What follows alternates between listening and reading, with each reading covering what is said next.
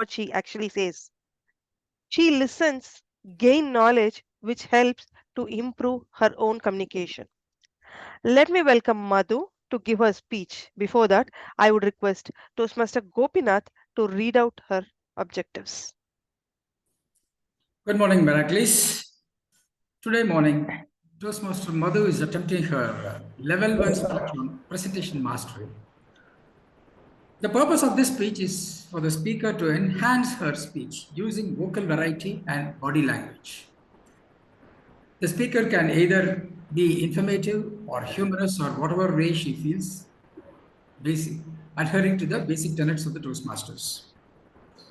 Timer, please note the time is from 5 to 7 minutes. And all the very best, Madhumitha.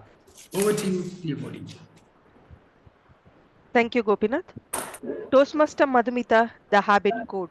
The habit code, Toastmaster Madhumitha. Over to you. So,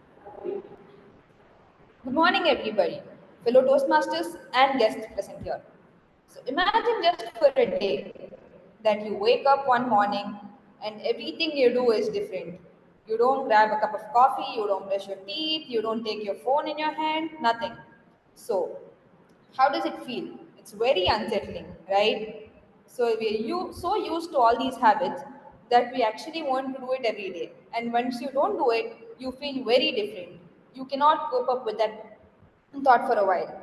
So that's because our lives are generally built on habits.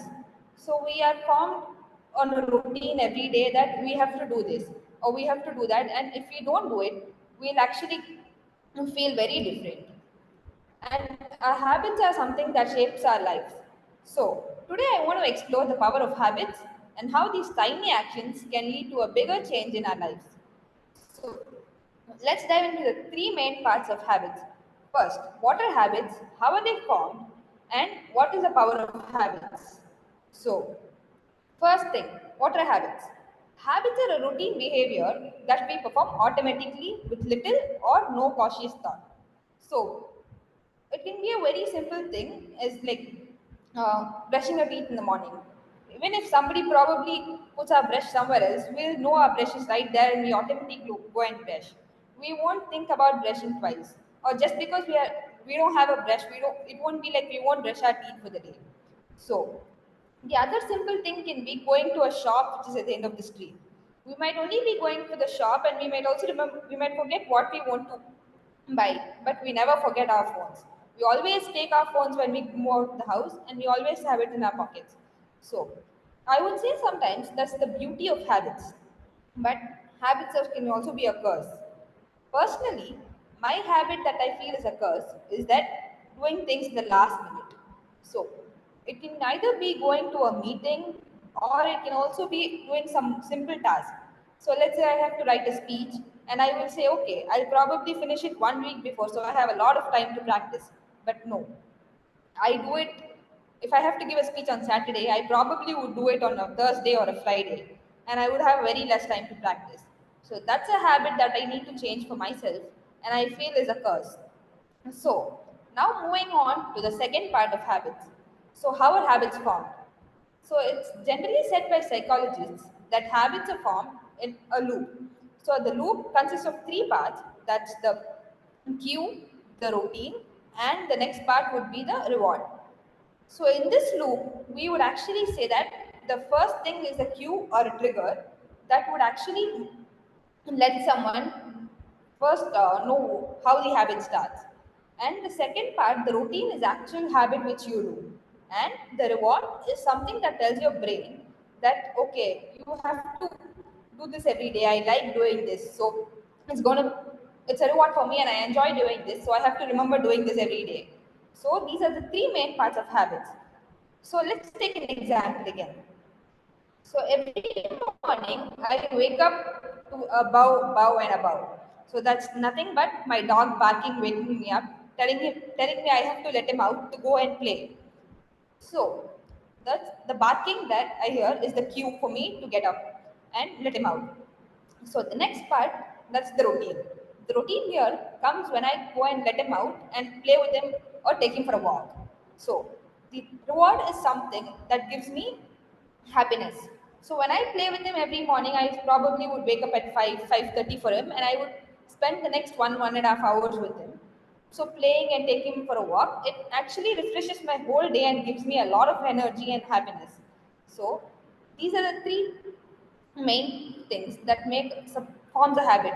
So for me, I would say this is a main aspect of my life which has actually become a habit only for the past 2 or 3 months.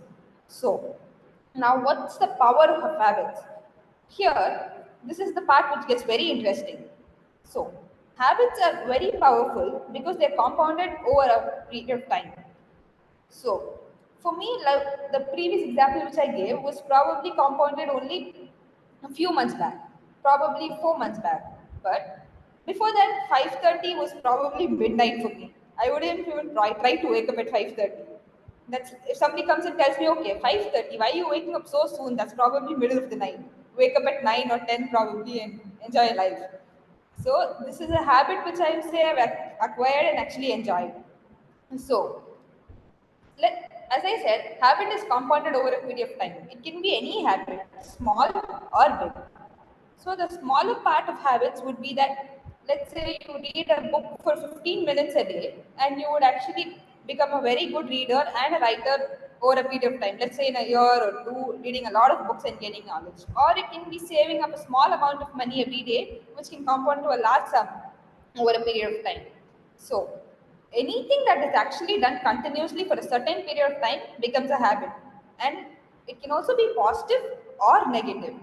But the amazing thing here is that we can actually have the power to change our habits. So, why do these habits actually matter and why should we even bother about them? Because habits matter because they are the main building blocks of our lives. They determine if we can actually achieve our goals or fall short. So, these are the reasons why we should actually focus on habits and start building them.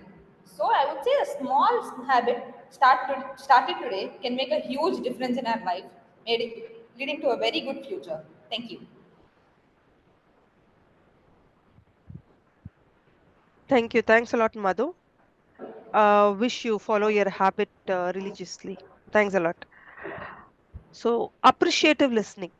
Appreciative listening is like involves listening for pleasure, enjoyment,